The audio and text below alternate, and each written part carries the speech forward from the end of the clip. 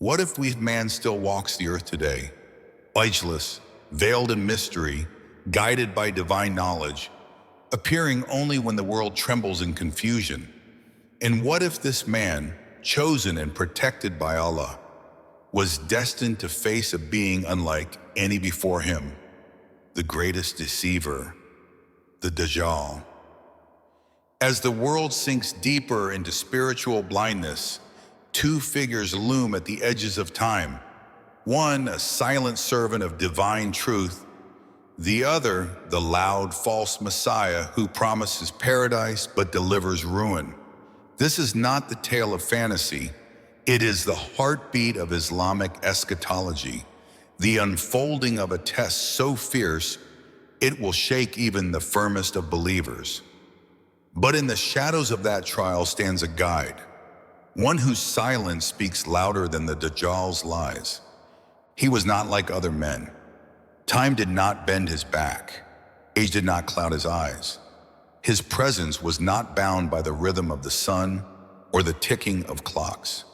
He was a secret among humanity, veiled in divine command, only appearing when summoned by a will far above the reach of mortals.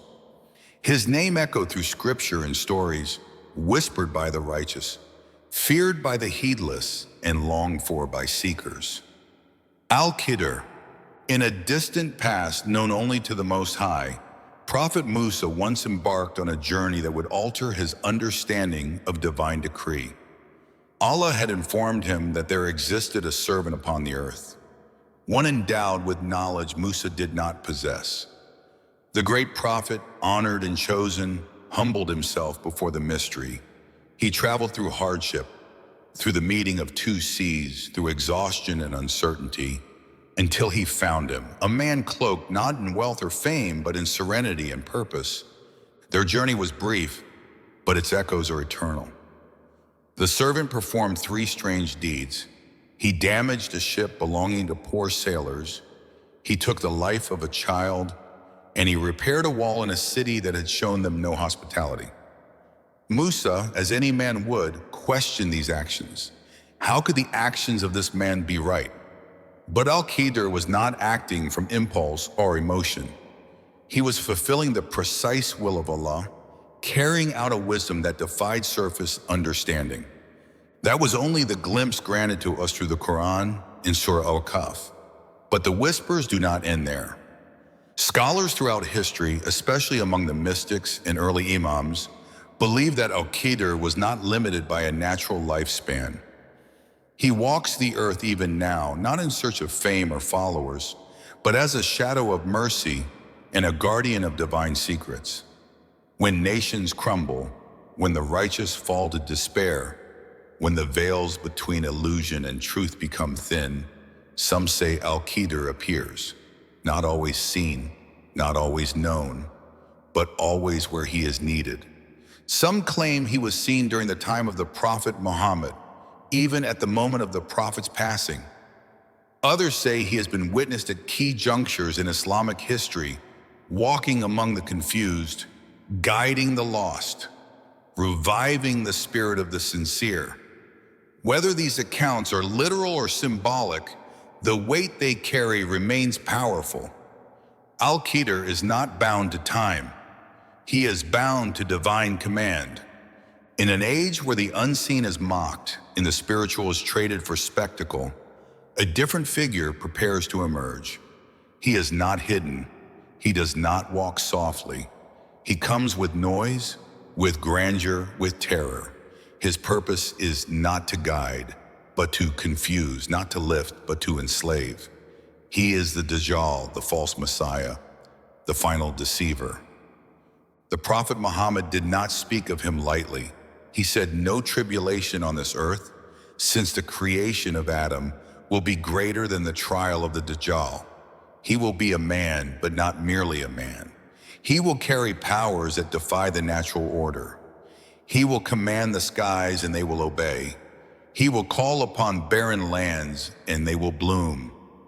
He will appear to raise the dead, to heal the sick, to bring the earth under his dominion, and millions will follow. But what he offers is poison. His miracles are illusions. His gifts are shackles. The Dajjal will first claim to be a prophet, then he will claim to be God. And those who are spiritually blind, those who have traded sincerity for survival, will fall at his feet. They will believe they are witnessing mercy while they are being drawn into ruin. His rise will not be during a time of plenty. He will arrive when the world is wounded. According to prophetic narration, 3 years before his appearance, the earth will suffer. In the first year, rain will lessen by 1/3. In the second, by 2/3. By the third, the sky will not shed a single drop. The land will grow nothing. Hunger will grip humanity like a vice. Thirst will dry the hearts of men. And then he will come. He will not need armies to conquer. He will need only to offer food. He will ask for worship in exchange for water. He will promise life in return for faith. And the tragedy is that for many, this will not seem like a betrayal. It will seem like the only option. This is not merely a war of beliefs. It is a war for survival. He will not only tempt the greedy, he will corner the desperate. In this harrowing landscape, the contrast between Al-Khidr and Dajjal becomes profound. One walks unseen, acting only by Allah's command. The other announces himself loudly, demanding obedience. One hides his actions behind layers of divine wisdom. The other parades his lies as divine miracles. Al-Khidr corrects by quiet example. Dajjal is seduced by a loud illusion. If these two were ever to meet, though the Quran and authentic hadith do not confirm such a moment, the spiritual symbolism is staggering. One is the embodiment of submission to the divine. The other, the embodiment of rebellion against it. Their conflict is not of swords or armies. It is of meanings, of perception, of the soul. The world in which Dajjal arises is already primed for his deception. It is not just about drought and famine. It is about a world where truth has become so obscured that the masses no longer recognize it. Materialism has blinded hearts. Instant gratification has dulled reflection. Religion has become ritual. Faith has become fashion. In this world, the Dajjal thrives. He does not offer pain, he offers relief. He gives people what they want, at the cost of their essence. And when the spirit is weak, even the impossible becomes believable. But not all will fall. There will still be those who remember, who cling to the words of the prophet, who recite the verses of Surah Al-Kahf and seek refuge from this fitna in their every prayer. They will see through the illusion, though they may still feel its weight. And in the deepest part of that test, some narrations and traditions imagine a figure, Al-Khidr, standing silently, not to overthrow the Dajjal, but to witness, to remind myself, to hold the line for those whose hearts are trembling. Perhaps he does not speak, perhaps he does not fight, but his presence, even if unrecognized, anchors the truth. Among the most heart-wrenching aspects of this trial is the vulnerability of women. The prophet warned that the majority of Dajjal's followers would be women. This was not a condemnation, it was a call for awareness. The emotional, societal, and maternal pressures in a time of global breakdown will weigh heavily on women. The promise of peace, security, and food will feel irresistible, not out of weakness, but out of care. Out of desperation, men will tie their female relatives out of fear. Fathers will guard daughters, husbands will shelter wives, not to dominate, but to protect, not from the outside world, but from the inner storm of emotions that the Dajjal will expertly manipulate. Families will be torn between love and faith, between protection and trust. In that era, survival will become the ultimate seduction. The Dajjal's deception will not be evil in appearance. It will look like mercy. It will feel like salvation. And the trial will not be to identify him. It will be to resist him, to say no when everything inside you screams yes. That is the nature of his fitna. And yet, despite his reach, despite his spectacle, despite the world crumbling before him, he will never be able to enter two cities. Mecca, Medina, these sacred lands will remain untouched, guarded by angels and divine decree. As he approaches, the earth itself will shake. The hypocrites will flee, revealing their loyalties. The believers will stay, shaken but standing. These cities will become more than locations. They will become symbols, islands of light in an ocean of shadow. But even there, hunger will bite, fear will whisper, the fitna will press in from every side. And perhaps somewhere in the shadows of these events, a man will walk unseen, cloaked not in power, but in purpose.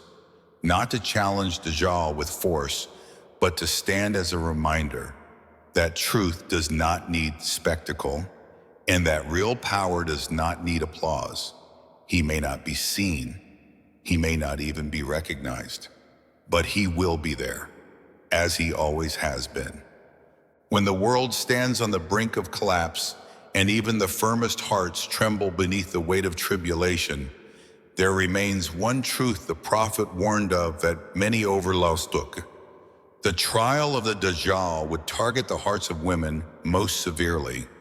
It was not a statement of blame or criticism, but of deep prophetic insight into human nature and the fragility of the soul under unimaginable pressure. In a time when families will shatter, security will vanish, and hunger will gnaw through all layers of society, women will bear burdens far heavier than the world has ever seen. A mother watching her child starve, a wife seeing her husband broken, a sister hearing her younger siblings cry through the night. How can one not be tempted by the promise of warmth, bread, and safety? This is the trial. This is the fitna. And Dajjal will not storm through the world demanding belief with the sword. He will simply offer a way out. He will feed the hungry, quench the thirsty, and promise protection to the terrified. His words will be gentle, his demeanor fatherly, his promises appealing. But the cost will be belief. He will not even need to force people to bow.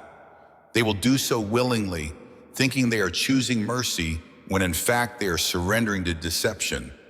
And among the vulnerable, women whose emotional landscapes are deep, rich, and often entwined with love and empathy will be especially at risk.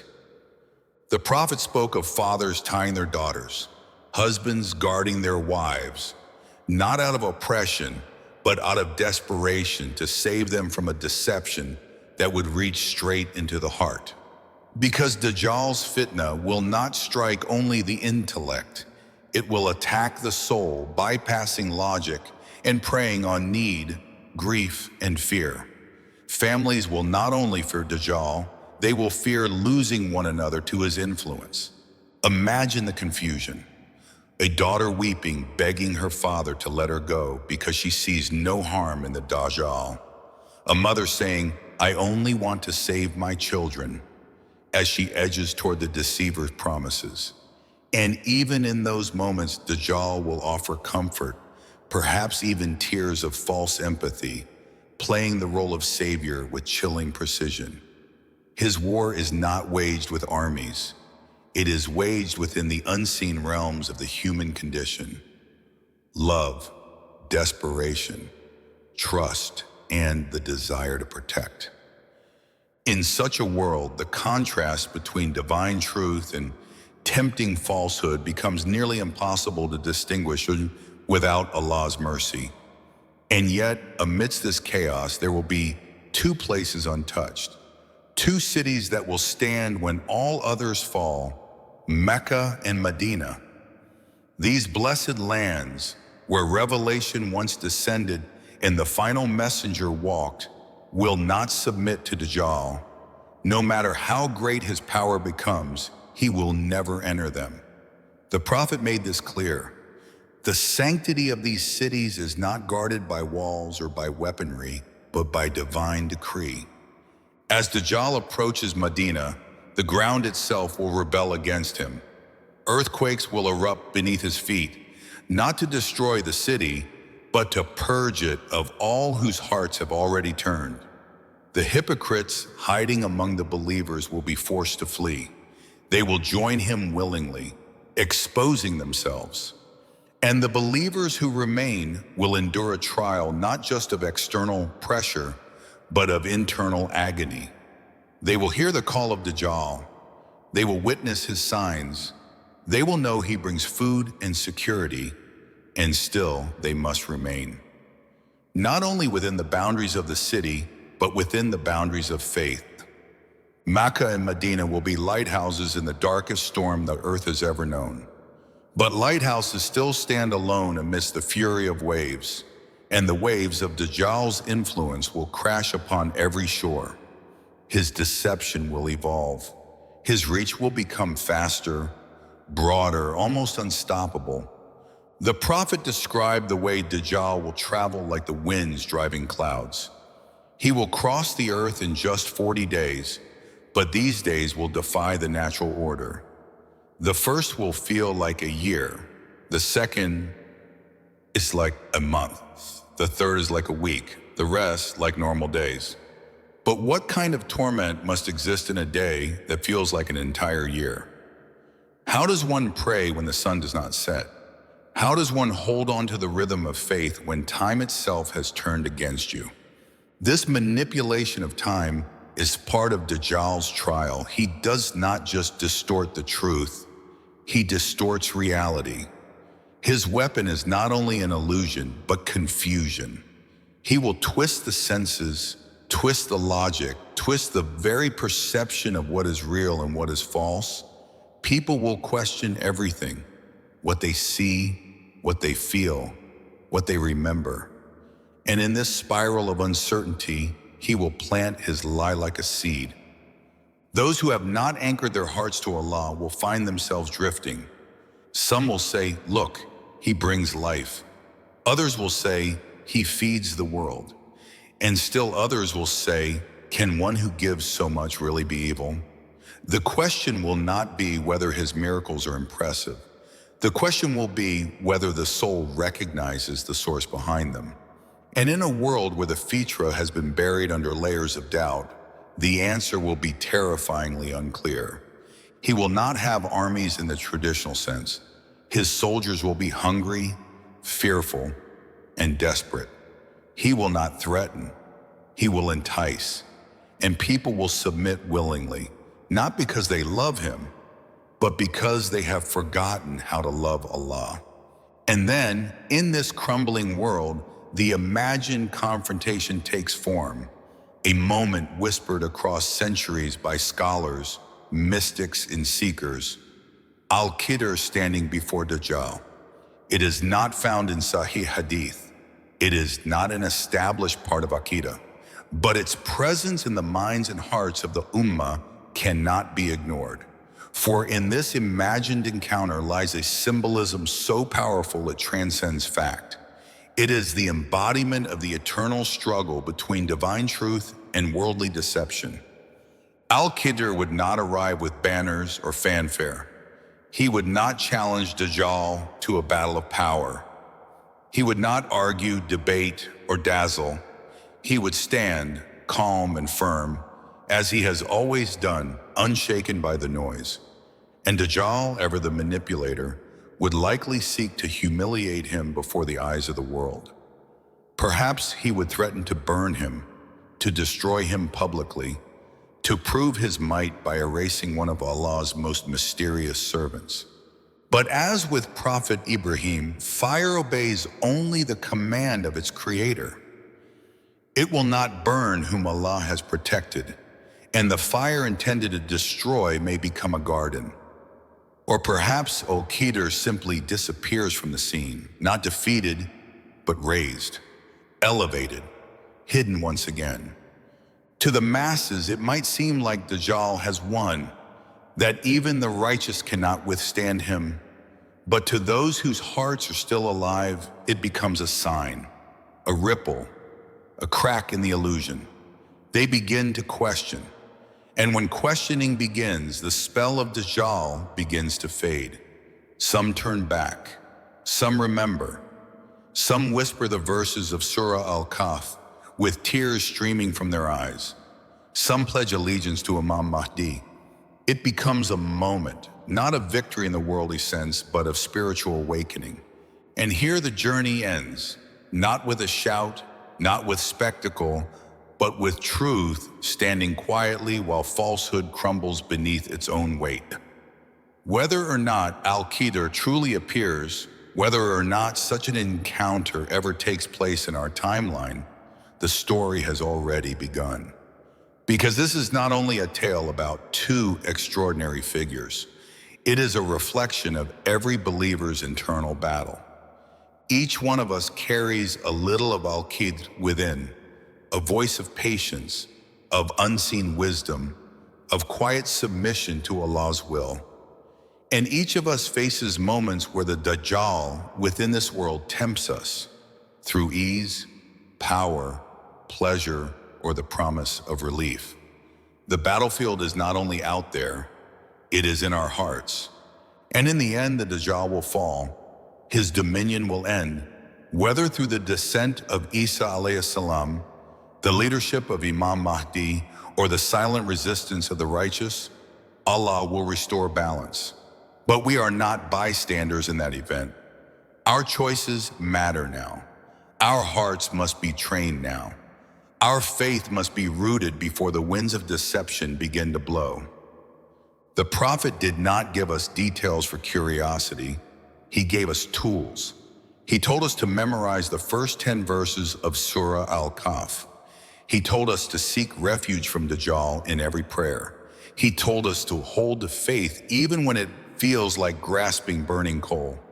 Because in the face of the loudest lie, the strongest weapon is quiet truth, the kind that stands firm, unseen, unshaken, like Al-Khidr. And falsehood, no matter how powerful, how glittering, how global, is destined to vanish. Truth, even if hidden, always belongs to Allah. So in the end, this is not just a story of two extraordinary figures, a mysterious servant of Allah and the most dangerous deceiver the world will ever know. It is the reflection of a deeper truth etched into the soul of every believer. Al-Khidr reminds us that divine wisdom does not always make noise, that truth often moves in silence, that the unseen is no less real than what we can touch. And the Dajjal, with all his spectacle and false miracles, is the final trial to test whether we truly see with the eyes of the heart or only follow what dazzles the eye. This is not a warning to fear the future. It is a reminder to prepare for it, not just with knowledge, but with sincerity, not just with memorized verses, but with living hearts, because the greatest battle may not be on the outside, but within us, between patience and panic, between trust and doubt, between the call of Allah and the whispers of a deceiver. And as the Prophet taught us, no matter how loud the lie becomes, the truth does not need to scream. It only needs to stand quietly, firmly, steadfast like Al-Khidr. For truth, no matter how hidden, belongs to Allah, and falsehood, no matter how powerful, is always destined to vanish.